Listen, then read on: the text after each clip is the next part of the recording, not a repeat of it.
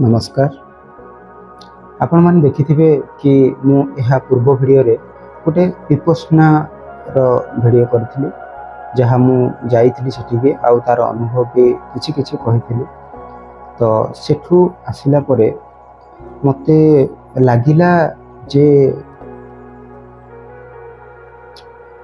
मु यह को भलरे जानिया पई मते नितिदिन किछि ना किछि बही स्वाध्याय करबा उचित जहाँ फल कि माने आउ टिके क्लारिटी बढ़िबो आउ मु आध्यात्मिक यात्रा रे मध्य आगु को बढ़िबी।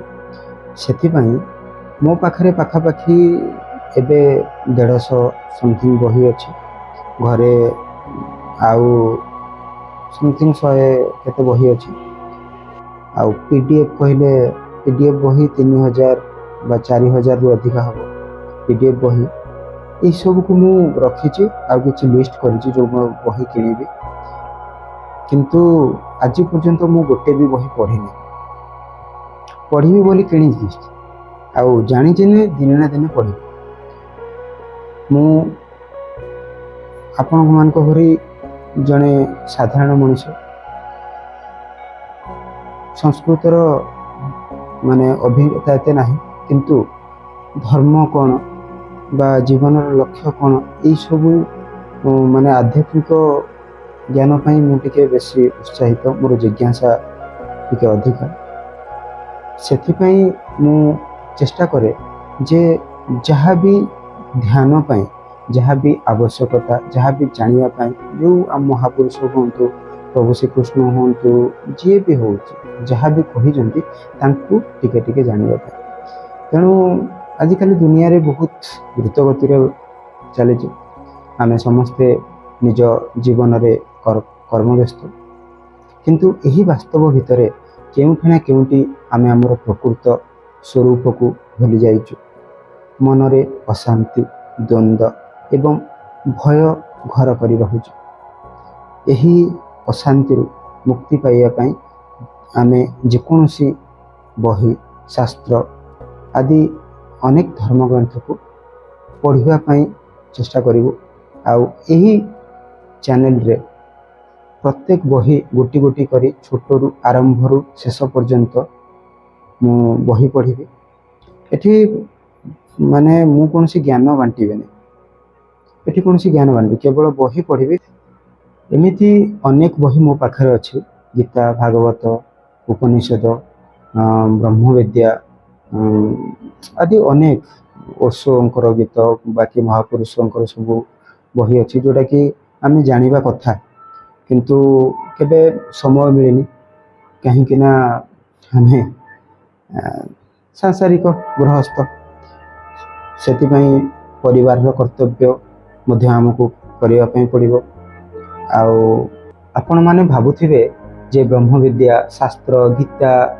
उपनिषद आदि विषय कहवा पाई मु किए मु प्रथमरु गोटे कथा स्पष्ट कर देवाकू चाहे जे मु कोनोसी गुरु नुहे कोनोसी साधु बा सन्यासी नुहे किंबा कोनोसी संस्कृत पंडित मध्य नुहे मोर बयस एबे 32 वर्ष मु आपण मानक भली जने गृहस्थ साधारण मनुष्य तेणु मु 2014 मसीहा ठारू माने ध्यान करुची ता भितरे बहुत किसी छाड़ी जाइची आमिष पूरा संपूर्ण छाड़ी देइथिले किंतु मझिरे विवाह परे थरे दी थर एमिति किछि हेइची किछि थर हेइची तो विपश्यना रु आसिला परे जो 5टा शील थिला कहउथिले ताकू मु पालन करिबी जे आमिष खाइबे नाही मद मु केबे पिएनी आमिष मद आ चेष्टा करी मिछ न कहया हिंसा कहा प्रति भी एमती कि पिंपुड़ी हो कि मशाटे भी हो ता प्रति हिंसा भाव जमी मनरे न रहो से चेष्टा करी आउ चेष्टा करी सब बेले स्वात्विक भोजन टिके भल भाव निजको गढ़ापी चेष्टा करी भल मनुष्य टे पड़ी साधु सन्यासी नुह कि घर छाड़ी जीवेनि ଏଇଠି ରହି କିଛି ଜାଣିବା ପାଇଁ ଚେଷ୍ଟା କରିବି। ମୋ ଭିତରେ ଗୋଟେ ଜିନିଷ ଅଛି, ତାହା ହେଲା ଜିଜ୍ଞାସା। ସତ୍ୟକୁ ଜାଣିବାକୁ ପ୍ରବଳ ଇଚ୍ଛା। ଆମେ କିଏ, ଜୀବନର ଲକ୍ଷ୍ୟ କ'ଣ, କର୍ମଫଳ କେମିତି ହୁଏ, କେମିତି ଆମ ସହିତ ଅସୁବିଧା ହୁଏ, ଏଇ ରୋଗ ଯେଉଁ ମାଡ଼ି ବସେ କେମିତି ହୁଏ, କାହିଁକି ଏଇସବୁ, ପୁନର୍ଜନ୍ମ କ'ଣ, ମାନେ ଏଇସବୁ ଜିନିଷ କେମିତି ହେଇଛି ବୋଲି ତାକୁ ଜାଣିବା ପାଇଁ ମୋର ଗୋଟେ ଜିଜ୍ଞାସା ମନ ଭିତରେ ଅଛି। ସେଥିପାଇଁ ଅନେକ ବହି ମୁଁ ରଖିଛି ସଞ୍ଚୟ କରି, ତାକୁ ମୁଁ ଧୀରେ ଧୀରେ ପଢ଼ିବି। ତେଣୁ ଆପଣମାନେ ମୋତେ ଜଣେ ଶିକ୍ଷକ ନୁହେଁ କି ସାଧୁ ସନ୍ନ୍ୟାସୀ ନୁହେଁ, ଆପଣଙ୍କ ଜଣେ ସାଙ୍ଗସାଥୀ ବା ସହଯାତ୍ରୀ ଭାବରେ ଗ୍ରହଣ କରନ୍ତୁ, ଯିଏ ନିଜେ ଶିଖୁଛି ଏବଂ ଆପଣଙ୍କ ସହିତ ସେହି ଶିକ୍ଷାକୁ ବାଣ୍ଟୁଛି। ତ ବହି ପଢ଼ିବାର ଅଭ୍ୟାସ ମୋର ନାହିଁ। ଯଦି ବହି ପଢ଼ିବାର ଅଭ୍ୟାସ ଥାନ୍ତା ତାହେଲେ ଏତେ ବହି ମୁଁ ସାଇତିକି କେବେ ରଖିନଥାନ୍ତି। କାହିଁକିନା ଯେତିକି ବହି ଅଛି ମୋତେ ବହୁତ ଦିନ ଲାଗିବ ସାରିବା ପାଇଁ। ମୋତେ ଏବେ ବର୍ତ୍ତମାନ 32 ବର୍ଷ। ମୁଁ ଯଦି ବହି ସବୁ ଯେତିକି ଅଛି ସବୁ ସାରିବା ପାଇଁ ଚେଷ୍ଟା କରିବି, ମୋତେ ବୋଧେ ଲାଗିଯିବ 10 ବର୍ଷ ପରେ ଲାଗିଯିବ। କାହିଁକିନା ଯେମିତିକି ଆମେ ଗୀତା ଭାଗବତ କଥା କହିବା, ତ ସେଥିରେ 700 ଶ୍ଲୋକ।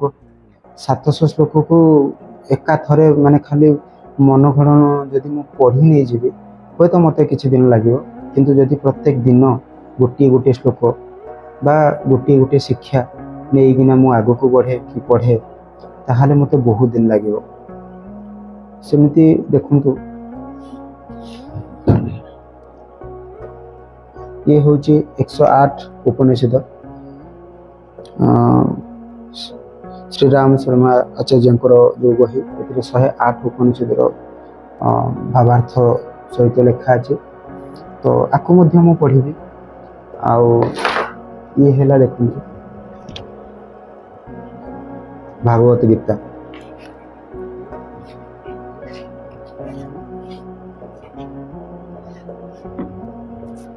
ପ୍ରଥମ ଖଣ୍ଡ, ଦ୍ୱିତୀୟ ଖଣ୍ଡ, କେତେ ମୋଟା ବହି ଦେଖନ୍ତୁ। ଆକୁ ପଢ଼ିଲା ବେଳକୁ ବି ବହୁତ ଟାଇମ୍ ଲାଗିଯିବ। ତେଣୁ ହାରିବେନି, ଚେଷ୍ଟା କରିବି ଧୀରେ ଧୀରେ କିଛି କିଛି, ବେଶୀ ନହେଲେ ପଛେ ଗୋଟିଏ ଗୋଟିଏ ଶ୍ଲୋକ ହଉ କି ଯେମିତି ହଉ, ସଂସ୍କୃତ ନ ପଢ଼ି ପାରିଲେ ବି ଚେଷ୍ଟା କରିବି ପଢ଼ିବା ପାଇଁ। ଆଉ ତାହାକୁ ମୁଁ ୟୁଟ୍ୟୁବରେ ଛାଡ଼ିବି, ଯାହାଫଳରେ କି ସେଟା ୟୁଟ୍ୟୁବରେ ମଧ୍ୟ ରହିଥିବ। କେତେବେଳେ ବି ଯଦି ମୋର ମନେ ନ ପଡ଼ିବ ତାହେଲେ ମୁଁ ସେଟାକୁ ଦେଖିବି। ଯେହେତୁ ୟୁଟ୍ୟୁବ ଅଛି ଆମ ପାଖରେ, ସେ ଆମର ଜଣେ ଖାତା ଭଳିଆ ମୁଁ ତାକୁ ଉପଯୋଗ କରିବା ପାଇଁ ଚାହୁଁଛି। ତ ଦେଖିବା ଏ ଯାତ୍ରା କେତେ ପର୍ଯ୍ୟନ୍ତ ଯାଉଛି। ଏହି ଯାତ୍ରା ଆରମ୍ଭ କରିବା ପୂର୍ବରୁ ମୁଁ ଆପଣଙ୍କ ପାଖରେ ମୋର ଏକ ବିନମ୍ର ଅନୁରୋଧ ଅଛି। ଶାସ୍ତ୍ର ଗୁଡ଼ିକ ମୁଖ୍ୟତଃ ସଂସ୍କୃତ ଭାଷାରେ ଲେଖାଯାଇଛି। ମୁଁ ତ ଜଣେ ସାଧାରଣ ଛାତ୍ର। ସଂସ୍କୃତ ଶ୍ଲୋକ ଉଚ୍ଚାରଣ କରିବା ବେଳେ ମୋର କିଛି ତ୍ରୁଟି ହୋଇପାରେ। ଶବ୍ଦର ଉଚ୍ଚାରଣରେ ହୁଏତ ମୋର ପାଣ୍ଡିତ୍ୟ ନାହିଁ। ତେଣୁ ଦୟାକରି ମୋର ଶବ୍ଦର ଭୁଲ ଧରିବା ପରିବର୍ତ୍ତେ ସେହି ଶ୍ଲୋକ ପଛରେ ଥିବା ତାର ଭାବନା ବା ଜ୍ଞାନ ଉପରେ ଆମେ ଧ୍ୟାନ ଦେବା। ଭଗବାନ ଆମର ବ୍ୟାକରଣ ଦେଖନ୍ତି ନାହିଁ, କି ଆମର ମାନେ କେଉଁଠି ଭୁଲ ହେଲା, କେଉଁଠି କ'ଣ ହେଲା, କି କରୁଛି କି ନାହିଁ, ସେସବୁ ଦେଖନ୍ତି ନାହିଁ। ସେ ଆମର ଭକ୍ତି ନିଷ୍ଠା ଦେଖନ୍ତି। ମୋର ଲକ୍ଷ୍ୟ କେବଳ ସେହି ଦିବ୍ୟ ଜ୍ଞାନକୁ ଆପଣଙ୍କ ହୃଦୟ ପର୍ଯ୍ୟନ୍ତ ପହଞ୍ଚାଇବା। ଆପଣଙ୍କ ପାଖରେ ବି ସମୟ ନଥିବ ଯଦି ବହି ପଢ଼ିବା ପାଇଁ, ତ ଏହି ଭିଡ଼ିଓ ଦେଖିଲେ ମଧ୍ୟ ଆପଣ ଟିକେ ଟିକେ ବୁଝିପାରିବେ ଡେଲି। ତ ଯଦି ମୋର କଥା ଆପଣଙ୍କୁ ଭୁଲ ଲାଗେ, ତେବେ ନିଜର ସାନ ଭାଇ, ବନ୍ଧୁ ବା ଗୋଟେ ପଡ଼ୋଶୀ ବା ଜଣେ ଜିଜ୍ଞାସୁ ଭାବି ମୋତେ କ୍ଷମା କରିଦେବେ। ଆଗାମୀ ଦିନରେ ମୁଁ ପ୍ରଥମ ବହି ଯେଉଁ ଆରମ୍ଭ କରିବା ପାଇଁ ଯାଉଛି, ଭାବୁଛି ବହୁତ ବହି ତ ଅଛି, କେଉଁଠୁ ଆରମ୍ଭ କରିବି, କେମିତି ଆରମ୍ଭ କରିବି ତା ମୁଁ ସ୍ପଷ୍ଟ ନୁହେଁ। ତେଣୁ ଛୋଟ ଛୋଟ ବହିରୁ ମୁଁ ଆରମ୍ଭ କରିବା ପାଇଁ ଚାହୁଁଛି। ତ ଧ୍ୟାନ ବିଷୟରେ ଯଦି ମୁଁ କହିବା ପାଇଁ ଚାହୁଁଛି, ଯେମିତିକି ପତଞ୍ଜଳି ସୂତ୍ର ହେଇଗଲା, କି ବିଜ୍ଞାନ ଭୈରବ ତନ୍ତ୍ର ହେଇଗଲା, କି ଶିବ ସୂତ୍ର ହେଇଗଲା, ଆଉ ଧ୍ୟାନ ଉପରେ ଯଦି ପ୍ରଥମରୁ ମୁଁ ଆରମ୍ଭ କରିବା ପାଇଁ ଚାହୁଁଛି ତାହେଲେ ବିଜ୍ଞାନ ଭୈରବ ତନ୍ତ୍ର ହେଉ କି ଶିବ ସୂତ୍ର ହେଉ ସେଇଥିରୁ ମୁଁ ଆରମ୍ଭ କରିବି। ଆଉ ପ୍ରତ୍ୟେକ ଦିନ ମୁଁ ମେଡ଼ିଟେସନ୍ କରିବି। ତ ଯଦି ଆପଣମାନେ ମାନେ ସାଥ ଦେବେ ତ ଗ୍ରୁପରେ ହେଉ କି ଲାଇଭ୍ ହେଉ ମୁଁ ଚେଷ୍ଟା କରିବି ସେ ମେଡ଼ିଟେସନ୍ ମଧ୍ୟ ଆପଣମାନେ କରନ୍ତୁ କି ମୋ ସହିତ ମିଶିକି କରନ୍ତୁ। ଆଉ ଦେଖିବା ଏ ଯାତ୍ରା କେତେ ଦିନ ପର୍ଯ୍ୟନ୍ତ ଯାଉଛି। ମନକୁ ତ ଦୃଢ଼ ସଂକଳ୍ପ କରି ଗୋଟେ ନିଷ୍ପତ୍ତି ନେଉଛି ନାହିଁ ଯେପର୍ଯ୍ୟନ୍ତ ଅଛି, କାହିଁକିନା ମୁଁ ଯଦି ଏବେଠାରୁ ଆରମ୍ଭ ନ କରିବି ତାହେଲେ ମୋର ଏ ବହି ସବୁ ସରିବନି। କାହିଁକିନା ଏହି ବହିକୁ କେଉଁଠି ନା କେଉଁଠି ମୁଁ ମୋର ନିଜର ସମ୍ପତ୍ତି ବୋଲି ଭାବିଛି।